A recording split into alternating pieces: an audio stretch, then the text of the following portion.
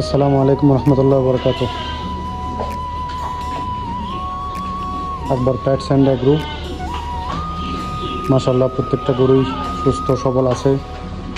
হয়তো আর বেশি দিন এভাবে আর দেখা যাবে না।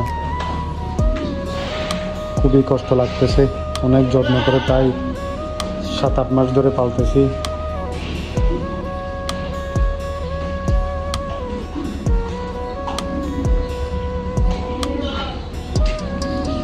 দেখা যাক কপালে কি আছে। দোয়া করবেন সবাই।